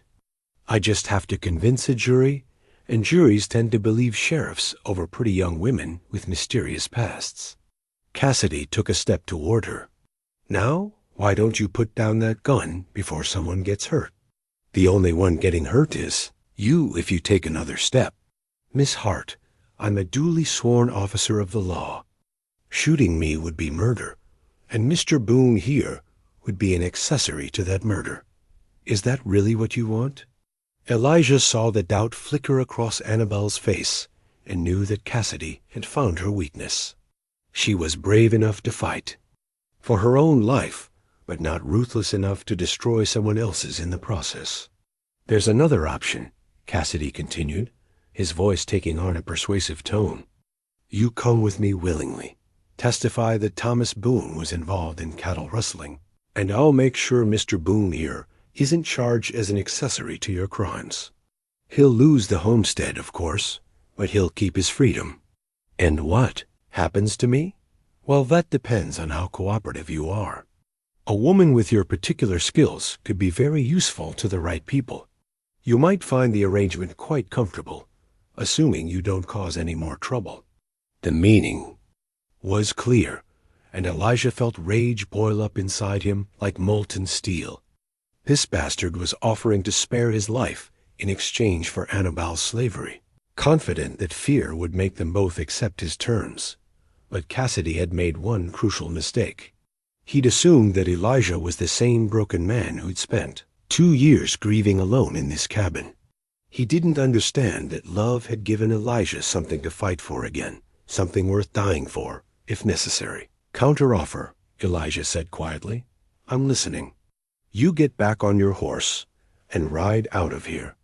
Never come back, never bother us again. In exchange, you get to keep breathing. Cassidy laughed, a sound devoid of any warmth. Mr. Boone, you're hardly in a position to make threats. I'm a sheriff with a badge and legal authority. You're a suspected accomplice to murder. And you're a corrupt son of a bitch who killed my brother. The words hung in the air like a challenge, and suddenly the pretense of civility evaporated. Cassidy's hand moved toward his gun with practiced speed, but Elijah was already moving, throwing himself sideways as the sheriff's pistol cleared leather. The cabin exploded into violence and gunsmoke, the final confrontation beginning with the crash of splintering wood and the deadly whisper of bullets seeking flesh. The gunshot shattered the morning quiet like breaking glass, and for a heartbeat that lasted forever, Elijah thought he was dead. Then he hit the floor hard, splinters from the wooden wall stinging his face as Cassidy's bullet passed through. The space where his head had been, Annibal's pistol roared in response, the sound deafening in the confined space of the cabin. Cassidy dove sideways, overturning the table and sending coffee cups crashing to the floor. He came up behind Thomas's old bed, his own weapon tracking toward Annibal with deadly precision. Don't move, Elijah shouted, rolling toward his rifle, propped against the far wall. Another shot from Cassidy splintered the floorboards inches from his hand, and he threw himself behind the cast-iron stove. You're only making this harder on yourselves, Cassidy called out, his voice steady despite the chaos. I've got deputies on the way, and when they get here, this becomes a lot more complicated for everyone. Elijah caught Annabelle's eye across the smoke-filled cabin and saw his own thoughts reflected there. If Cassidy really did have backup coming, they needed to end this quickly or find a way to escape. Fighting corrupt lawmen was one thing. Fighting an entire posse was suicide. How long? Annibal mouthed silently. Elijah held up his hand, fingers spread. 5 minutes, maybe less. Enough time to grab the evidence from the rocking chair and make a run for it. If they could keep Cassidy pinned down, but the corrupt sheriff had other ideas. Another shot punched through the cabin wall near Annibal's position, forcing her to scramble for better cover. Cassidy was trying to drive them toward the back of the cabin, away from both the evidence and their best escape route. You know what's funny? Cassidy's voice carried an edge of amusement that made Elijah's skin crawl. Your brother thought he was so clever, gathering evidence against me. Took me months to figure out where he'd hidden it all. Elijah's blood ran cold. If Cassidy knew about the evidence... Oh, yes, I know about your little discovery. Did you really? Think Thomas was the only one who could carve a hiding place in furniture? Another shot, this one aimed deliberately at the rocking chair. Wood exploded as the bullet tore through the seat, and Elijah heard the distinctive sound of paper scattering. There. Evidence. Their one chance to expose Cassidy's crimes and clear their own names. Gone in a spray of splinters and gunsmoke. But even as despair threatened to overwhelm him, Elijah remembered something Thomas had taught him during their early days in the Territory. When the odds are against you, change the game. Cannibal, he called out, hoping she would understand. The lamp, for a moment, Confusion flickered across her face. Then understanding dawned, and she nodded grimly. The cabin's single oil lamp sat on a shelf near the door, within reach, if she could get to it without exposing herself to Cassidy's line of fire. "You're running out of time," Cassidy warned. "My men will be here soon, and when they arrive, this becomes a matter of 3 outlaws resisting arrest. The territorial judge won't waste much time on a trial." "3 outlaws?" Elijah asked, genuinely confused. "You, Miss Hart, and your mysterious accomplice who's been helping you hide the evidence." Amazing how criminals always seem to multiply when you start investigating them properly. The bastard was planning to claim there was a 3rd person involved. Someone who could be blamed for any inconvenient evidence that might surface later. It was a perfect frame job, designed to discredit anything that might threaten his operation. Elijah heard the distant sound of hoofbeats and knew their time was running out. In another few minutes, the cabin would be surrounded by armed men wearing badges, and their chances of survival would drop to 0. "Now," he whispered. Hannibal moved like lightning, diving toward the lamp while Elijah provided covering fire. Cassidy's attention shifted toward her, giving Elijah the opening he needed to reach his rifle. The weapon felt solid and familiar in his hands, a tool he'd used to hunt game and protect livestock for 15 years. Now he was hunting something far more dangerous. The lamp shattered against the cabin's back wall, oil spreading across the dry wood in a dark stain that would ignite like tinder. Hannibal struck a match and tossed it into the spreading pool, flames leaping to life with hungry enthusiasm. "You're making a mistake," Cassidy snarled, but there was uncertainty in his voice now. Fire was the one thing every frontier dweller feared above all else. It could spread faster than a man could run, and showed no mercy to anyone caught in its path. "Maybe," Elijah replied, levering a round into the chamber. "But it's our mistake to make." The flames spread quickly across the oil-soaked wood, filling the cabin with smoke and orange light. Cassidy would have to choose between staying to finish them off and escaping before the fire trapped him inside. And with his backup approaching, he couldn't afford to be caught in a burning building with 2 supposedly dead bodies. "This isn't over," Cassidy shouted over the crackling flames. "You can burn this place down, but you can't hide forever. I'll find you, and when I do, you'll wish you'd taken my generous offer." A window exploded outward as Cassidy made his escape, glass and wood fragments scattering across the ground outside. Elijah heard cursing and the sound of boots running toward the front of the cabin, then hoofbeats as the corrupt sheriff mounted his horse. "The evidence," Hannibal said, staring at the scattered papers around the destroyed rocking chair. "Leave it."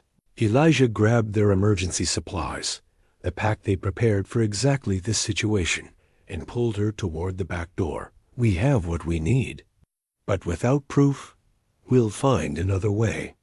The flames were spreading faster now, licking at the walls and ceiling with increasing hunger.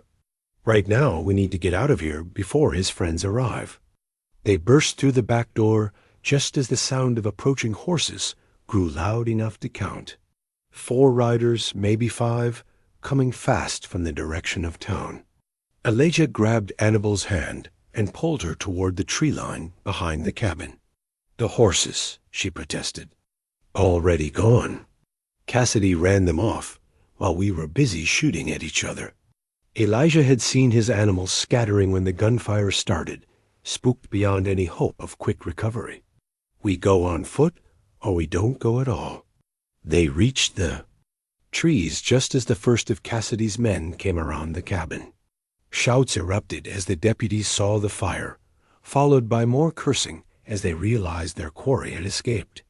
Through the smoke and flames, Elijah could see Cassidy gesturing angrily, pointing toward the forest where they'd disappeared. "Spread out," the corrupt sheriff bellowed. "They can't have gotten far on foot. And remember, these are dangerous. Criminals who've already killed one man. Shoot first and ask questions later." Elijah felt Annabelle's hand tighten in his as they heard the unmistakable sound of a manhunt being organized. Within minutes, armed men would be combing these woods, following their trail with the patience and persistence of professional hunters. "Where do we go?" Annabel whispered. Elijah had been asking himself the same question. They had no horses, limited supplies, and winter was still weeks away from loosening its grip on the high country. Worse, they were now fugitives from the Youngs, law unable to seek help from anyone who might recognize them. But Thomas had taught him something else during their early years in the territory. When you can't go forward and you can't go back, go up. "The old mine," Elijah said, remembering the abandoned silver workings in the mountains above their homestead. "It's defensible, and there's water nearby. We can hold out there while we figure out our next move. And then what? Then we find a way to expose Cassidy for what he really is." Elijah looked back at his burning cabin, watching 15 years of his life disappear in smoke and flame. Thomas gathered evidence once. "We can do it again. Without proof, it's just our word against. A sheriff's badge. Then we'll have to make sure our word carries more weight." Elijah shouldered their pack and started climbing, following deer trails he'd learned as a young man. "Come on, we've got a war to plan." Behind them, the cabin collapsed in a shower of sparks and burning timber, taking with it the last remnants of the quiet life they'd been building together. But as they climbed higher into the mountains, Elijah felt something he hadn't experienced since Thomas's death, a sense of purpose that went beyond mere survival. Cassidy had made this personal when he murdered Thomas. He'd made it a crusade when he tried to enslave Annabel. Now he'd made it a war by burning down everything Elijah had worked to build. It was a war the corrupt sheriff was going to regret starting. The old mine shaft gaped like a wound in the mountainside, its entrance partially concealed by deadfall and decades of neglect. Elijah had explored it as a younger man, back when he'd harbored dreams of striking it rich in the silver veins that ran through these mountains. The mine had yielded nothing but disappointment then, but now it offered something more valuable than precious metal: sanctuary. "How deep does it go?" Annabel asked as they paused at the entrance to catch their breath. "Deep enough. There's a chamber about 50 feet, and that's dry and defensible. Only one way in or out, which makes it easy to guard, but hard to escape from if we're cornered." "Sounds like we're betting everything on not being found." "We're betting everything on being ready when we are found." Elijah checked his rifle one more time, counting the remaining ammunition. "Because one way or another, this ends here."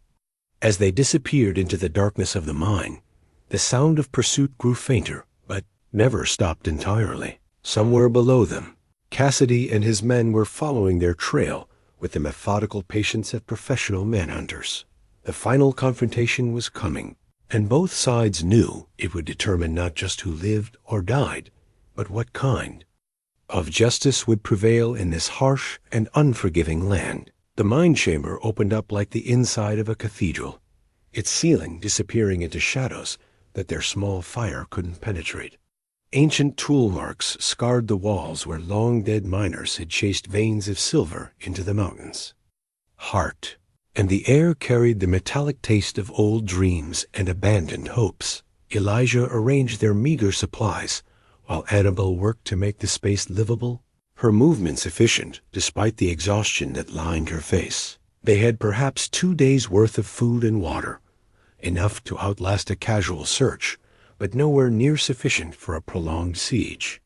"They'll find us," Annabel said quietly, voicing what they both knew. "It's just a matter of time." "I know." Elijah checked the action on his rifle, the weapon Thomas had hidden away for emergencies just like this one. "The question is whether we'll be ready when they do." Through the mine entrance, they could hear the distant sounds of the searchmen calling to each other, horses picking their way carefully up the rocky slopes, the occasional gunshot as someone jumped at shadows. Cassidy was being thorough, systematically working his way up the mountain with the patience of a man who knew his quarry had nowhere else to run. "Tell me about the mine," Annabel said, settling beside the small fire they'd built in a natural depression in the stone floor. How many ways in or out? Just the one we came through, as far as I know. These shafts were dug to follow the silver veins, not for tactical advantage. Elijah pointed deeper into the darkness. There might be other passages further back, but most of them probably collapsed years ago. So we're trapped. Or they are, depending on how you look at it. Elijah moved to the chamber entrance and peered out into the gathering dusk. Cassidy can't afford to wait us out. He's got a story to maintain back in town, and the longer this takes, the more questions people will start asking. What kind of questions? The kind that might make folks wonder why a sheriff would burn down a homestead to catch two supposedly dangerous criminals. Or why those criminals chose to run toward the mountains instead of heading for the territorial border. Elijah turned back to face her. Cassidy's playing a dangerous game. The more violence he uses, the more attention he attracts. So what does that mean for us? It means he'll come for us soon, probably at dawn when he can see to shoot straight. And he'll come hard, planning to end this quickly and decisively. They spent the remaining hours of daylight preparing for the assault they both knew was coming. Elijah showed Annabel how to create a makeshift barricade using loose stones and mining equipment, positioning their defenses to force any attackers into a narrow corridor where superior numbers wouldn't matter as much. You don't have to be part of this, he said as they worked. There's still time for you to slip out the back passages, try to make it to the territorial capital. Tell your story to someone who might listen.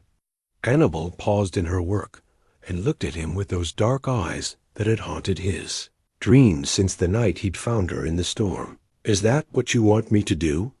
I want you to live. Whatever else happens, I want you to have a chance at the life you came west to find. The life I came west to find was a lie, remember? Everything about it was built on deception and false promises. She returned to stacking stones, her movements sharp with suppressed emotion. The only real thing I've found in this territory is what we've built together. Annabel, no. She turned to face him fully, and he was struck by the fierce determination in her expression. I've spent my whole life running from one bad situation to another, always hoping someone else would solve my problems. I'm done running. This isn't your fight. The hell it isn't. Cassidy murdered your brother, burned our home, and plans to frame us for crimes we didn't commit. If that's not my fight, then what is? Elijah felt something crack open in his chest, a wall he'd built around his heart to protect it from further loss. Looking at this remarkable woman, dirty, exhausted, and facing almost certain death, but still ready to stand and fight for what was right, he realized that Thomas's death hadn't ended his capacity to love. It had simply hidden it until someone worth loving came along. In that case, he said quietly, we'd better make sure we win. As full darkness settled over the mountains, they took turns keeping watch while the other tried to rest. Elijah found sleep impossible, his mind running through tactical scenarios and worst-case possibilities. Every sound from outside the mine made him reach for his weapon. Every shift in the wind bringing the possibility of discovery near midnight. Annabel woke from a restless doze and found him staring into the dying embers of their fire. Can't sleep either? She asked. Too much to think about. She moved closer, settling beside him in the circle of fading warmth. What are you thinking about? Thomas, mostly. Wondering if he'd approve of what we're doing. What do you think he'd say? Elijah considered the question seriously.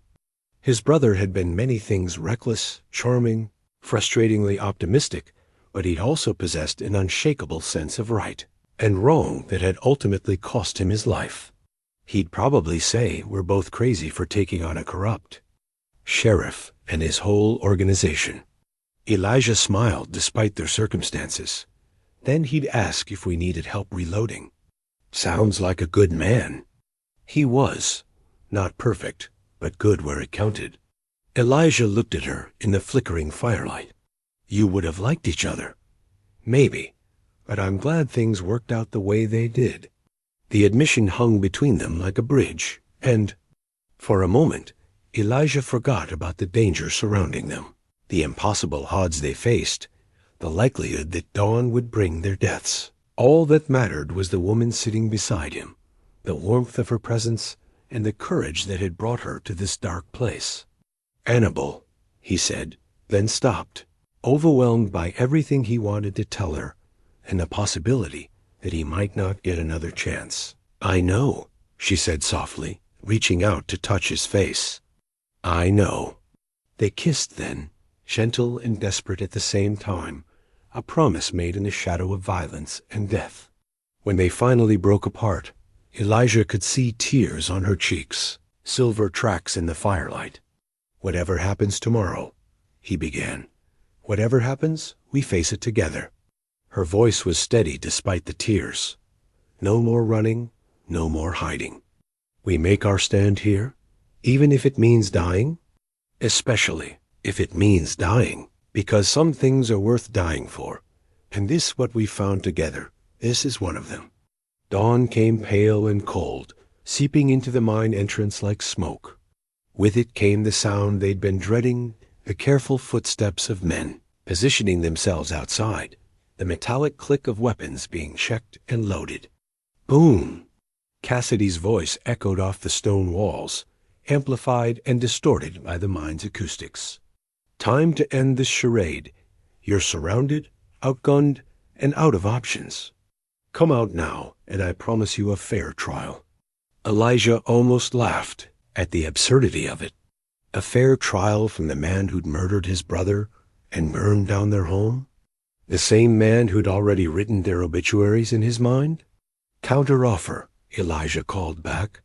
"You and your boys ride away now, and I promise not to kill all of you. That's not going to happen. You've got 5 minutes to surrender, or we're coming in after you." Elijah looked at Annabel, crouched behind their makeshift barricade with Thomas's old pistol in her hands.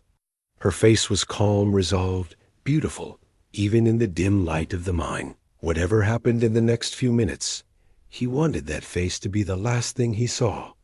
"Ready?" he asked. "Ready." Outside, Cassidy was giving orders to his men, deploying them for the assault that would either end their rebellion or begin. A legend. Either way, it would be decided with bullets and blood, in the darkness of an abandoned mine where dreams had once died, and now might be reborn. The final confrontation was about to begin. The first shots came without warning, muzzle flashes lighting up the mine entrance like lightning in a storm. Bullets ricocheted off stone walls with deadly whines, filling the air with chips of rock and the acrid smell of gunpowder. Elijah pressed, himself against the barricade, waiting for the initial barrage to end before returning fire. "Stay down," he called to Annabel as lead slugs sparked off the stones above their heads. But she was already moving, using the cover they'd built to angle for a better position. Her first shot took one of Cassidy's deputies in the shoulder, spinning him around and sending him tumbling back down the slope outside the mine. The man's scream echoed off the canyon walls, a sound that seemed to pause the assault for a heartbeat. "Nice shooting," Elijah said, levering another round into his rifle. "Grandmother Rose always said to aim for center mass," Annabel replied, reloading with practiced efficiency. "But sometimes you take what you can get." The attack resumed with renewed fury, Cassidy's remaining men pressing forward, despite the defensive advantage their quarry held. Through the smoke and confusion, Elijah could hear the corrupt sheriff shouting orders, his voice tight with rage. At the unexpected resistance, "Rush them. They can't have much ammunition left."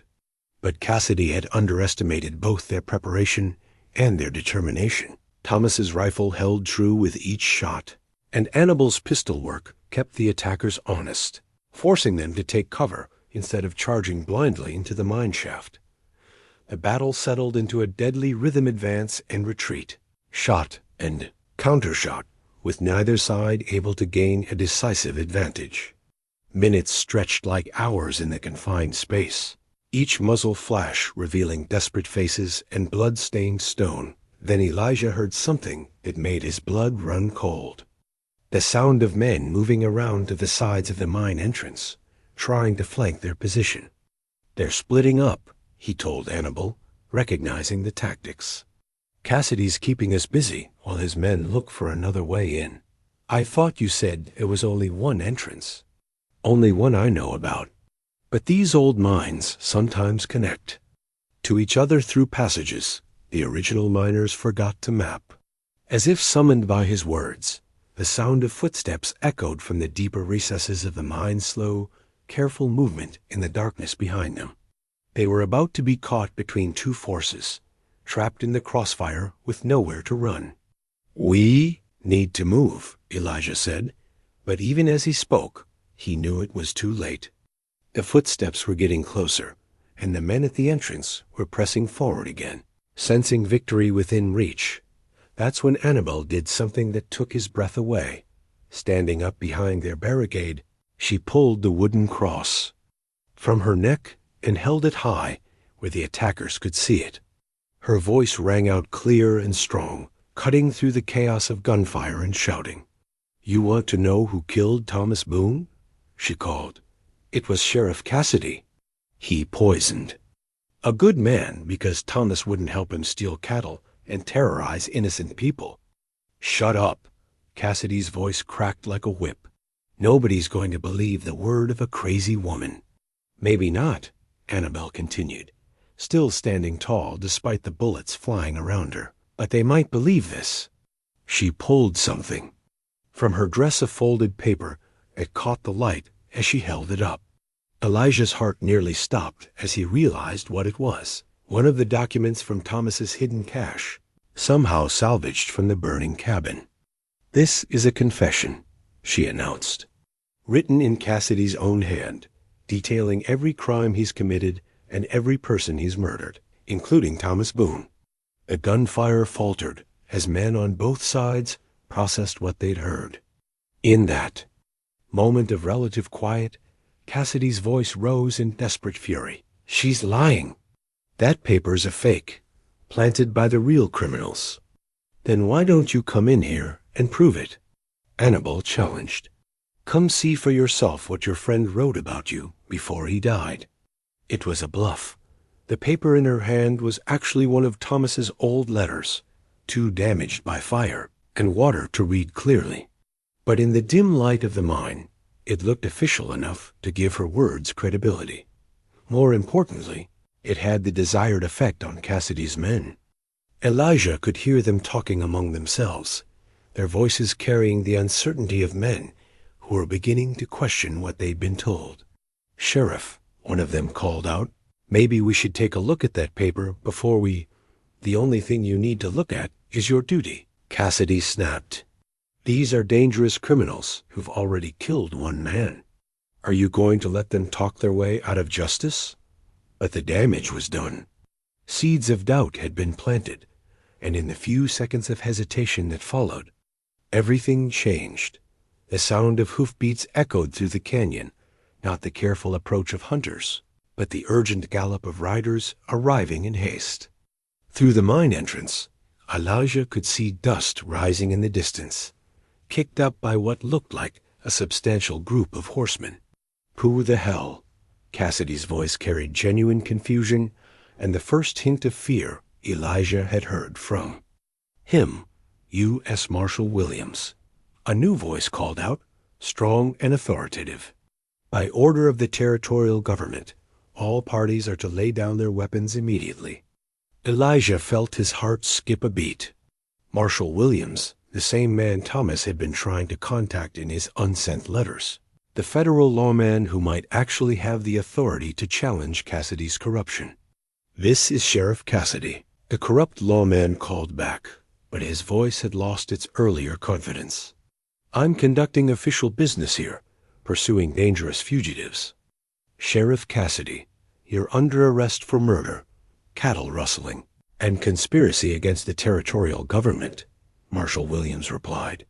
"Any man who continues to fire on these citizens will be charged as an accessory to your crimes." The silence that followed was deafening. Then, one by one, Elijah heard the sound of weapons being lowered and men stepping away from the mine entrance. Whatever hold Cassidy had maintained over his deputies was crumbling in the face of federal authority.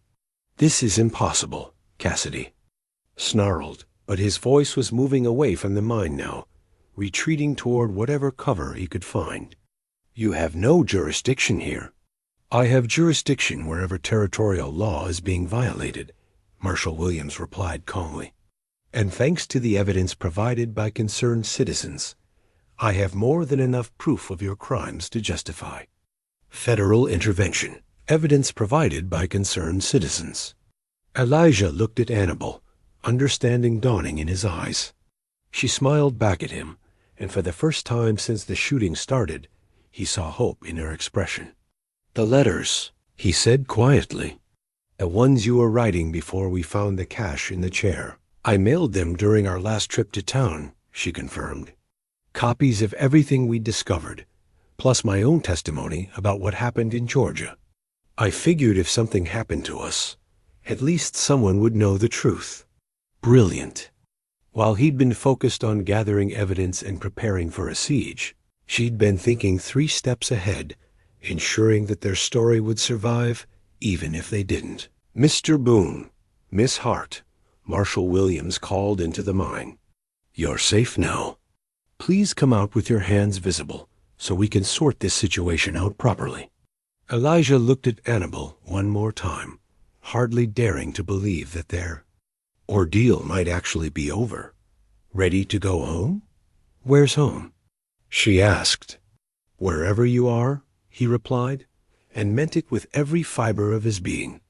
They walked out of the mine together, hands raised but heads high, blinking in the sudden brightness of morning sunlight. Around them, Cassidy's former deputies were surrendering their weapons to a squad of federal marshals, their faces showing the relief of men who'd realized they'd been following the wrong leader in the distance.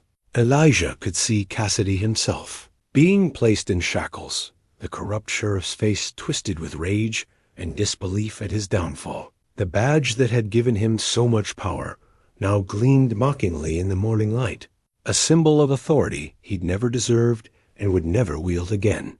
Marshal Williams approached them, a tall man with kind eyes and the weathered face of someone who'd seen too much of human nature's dark side. "Mr. Boone, Miss Hart," he said formally, "on behalf of the territorial government, I apologize for what you've endured. Justice has been a long time coming, but it's finally here." Elijah nodded, too overwhelmed to speak. After 2 years of grief and months of danger, it was hard to believe that the nightmare was actually over. "What happens now?" Annabel asked. "Now we rebuild," Marshal Williams said simply. "Your homestead can be restored, Cassidy's criminal network will be dismantled, and the people he's hurt will finally get the justice they deserve." As they walked down the mountain together, leaving the dark mine behind them, Elijah felt something he hadn't experienced since Thomas's death, the possibility of a future worth looking forward to.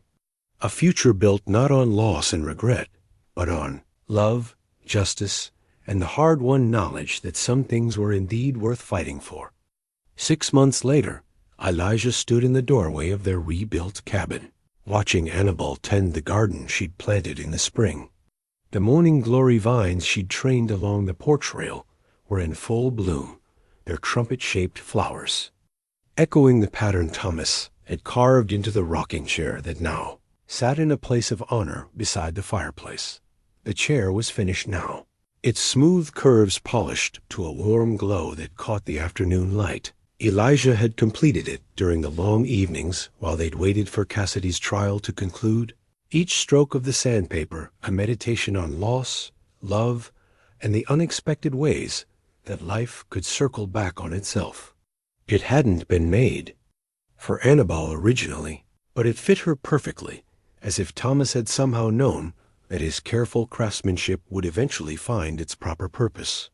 "The tomatoes are coming along nicely," Annabel called, brushing dirt from her hands as she straightened. We'll have enough to can for winter, with plenty left over to share with the neighbors. Neighbors. That was still a new concept for Elijah, who'd spent 2 years believing himself forgotten by the world. But word of their story had spread throughout the territory, carried by travelers and newspaper accounts of Cassidy's spectacular downfall. The isolated homestead that had once seemed like the edge of nowhere now found itself on a well-traveled path. As people made small detours to meet the couple, who'd brought down one of the territory's most corrupt officials, most of the visitors were good folks' families heading west to start new lives. Soldiers traveling between outposts, merchants looking for honest trading partners. They brought news from the outside world, letters from back east, and the kind of casual human connection that Elijah had forgotten he'd missed. Any word from Marshal Williams? Annabel asked, settling into the rocking chair with the easy grace of someone who belonged exactly where she was. Letter came this morning. Cassidy's appeal was denied. He'll spend the rest of his life in territorial prison, assuming the other inmates don't decide to deliver their own justice first. Elijah joined her on the porch, taking his place in the simple wooden chair he'd built to match hers. Williams says the last of the corruption network has been rounded up. The new sheriff seems to be an honest man, and the territorial government is implementing reforms to prevent this from happening again. And the families in Georgia? The ones who were hurt? Compensation funds been established using assets seized from Cassidy's operation. It won't bring back the people he killed, but it'll help the survivors rebuild their lives. Annabel nodded, her hand unconsciously going to the wooden cross at her throat. She still wore it every day, but the gesture no longer carried the desperate quality of someone seeking protection from an uncertain fate. Now it seemed more like a quiet acknowledgement of blessings received and prayers answered. The sound of hoofbeats on the trail drew their attention to a small group of riders approaching the homestead. Elijah's hand moved instinctively toward the rifle that still leaned against the cabin wall, old habits dying hard after months of danger. But these riders carried themselves with the easy confidence of friends rather than the purposeful tension of enemies. Pastor Morrison, Annabel said, recognizing the lead rider, and Sarah Chun from the Mercantile. What brings them all the way out here? Pastor Morrison was a circuit preacher who'd arrived in the territory shortly after Cassidy's arrest, drawn by reports of communities in need of spiritual guidance. Sarah Chun ran the general store in town with her husband and had become one of Annabel's closest friends during the long weeks of testimony and legal proceedings. Good afternoon, Elijah, Annabel, Pastor Morrison called as the group dismounted. Hope you don't mind the intrusion, but we have some business to discuss. Always welcome, Elijah replied, though he wondered what could have brought his friends on the hour-long ride from town. Sarah Chun stepped forward, a mischievous smile playing at the corners of her mouth. We've been talking, the ladies in town and I, and we've come to a conclusion. What kind of conclusion? Annabel asked, though her own smile suggested she might already suspect the answer. The kind that says it's high time you two made this arrangement official, Pastor Morrison said with gentle authority. You've been through trials that would test any married couple, and you've proven yourselves to each other and to this community. The only thing missing is the ceremony. Elijah felt his heart skip a beat. They'd talked about marriage, of course, during the quiet evenings when the day's work was done, and they could speak freely about their hopes for the future. But somehow there had always seemed to be more pressing concerns rebuilding the homestead, testifying at trials, helping other victims of Cassidy's network find justice. We don't want to impose, he began, but Sarah Chun waved away his objection. Nonsense. Half the territory wants to attend your wedding, and the other half wants to throw the party afterward. You've given all of us something to celebrate proof that good people can triumph over corruption, that love can grow in the harshest circumstances. Besides, Pastor Morrison added with a twinkle in his eye, I've ridden a long way to perform this ceremony, and I'd hate to make the trip for nothing. Elijah looked at Annabel, seeing his own mixture of surprise and delight reflected in her eyes. They'd planned to marry eventually, but the idea of doing it now, surrounded by the community that had embraced them, felt both spontaneous and absolutely right. "What do you say?" he asked her. "Ready to make this official?" "I've been ready since the night you found me in that storm," she replied, standing and smoothing her simple dress. "Though I should warn you, I don't have anything fancy to wear." "Neither do I," Elijah admitted, suddenly conscious of his work clothes and calloused hands. "Love doesn't require fancy clothes," Pastor Morrison said gently. "It requires honest hearts and the courage to commit to each other before God and witnesses. I'd say you've already proven you have both." The ceremony was simple and heartfelt, conducted on the porch of their rebuilt cabin with the Wyoming mountains rising majestically in the background. Sarah Chun produced a bouquet of wildflowers she'd gathered along the trail, and Pastor Morrison spoke words about love, commitment, and the mysterious ways that Providence could bring two souls together in the vastness of an unforgiving land. When Elijah slipped the simple gold band he'd made in town onto Annabel's finger, he thought about all the paths that had led them to this moment: Thomas's death, Annabel's desperate flight west, the deception that had brought them together, the danger that had forged their love into something stronger than steel. "With this ring," he said, his voice steady despite the emotion threatening to overwhelm him, "I promise to love you, protect you, and stand beside you for all the days of our lives." "And I promise," Annabel replied, her own voice thick with tears, "to be your partner in all things, to share your burdens and your joys, and to help you build a life worthy of the love we've found." As Pastor Morrison pronounced them husband and wife, the small gathering erupted in cheers and applause. Someone had brought a fiddle, and soon the porch was filled with music and laughter as their neighbors celebrated the union of two people who'd found each other against impossible odds. Later, as the evening settled into comfortable conversation and shared stories, Elijah found himself standing apart from the group, watching Annabel as she moved among their guests with the natural grace of a woman who'd finally found her place in the world. "She's a remarkable woman," Pastor Morrison said, joining him at the porch rail. "That she is," Elijah agreed. "Your brother would have been proud of both of you."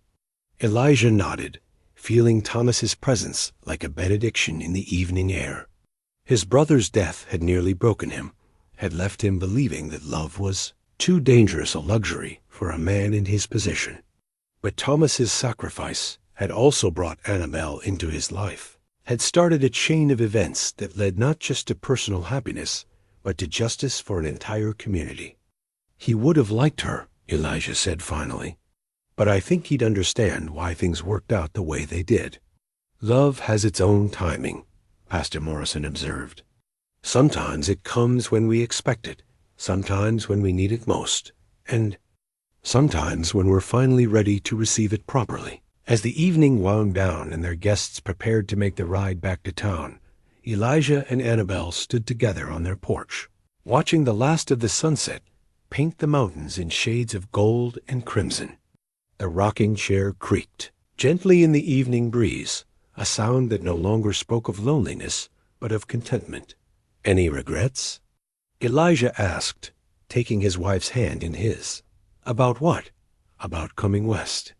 About everything that brought you here." Annabel was quiet for a moment, considering the question seriously. "I regret that good people died. I regret that it took so long for justice to be served, but regret coming here? Regret finding you?" She squeezed his hand. "Never. Even though none of it turned out the way you planned. Especially because it didn't turn out the way I planned. The woman who got on that train in Georgia was looking for safety, for someone to take care of her and solve her problems. The woman standing here now has learned to take care of herself and fight for what's right." "And what's that woman looking for now?" Annabel smiled, the expression radiant in the fading light. "Nothing. She's already found everything she needs?"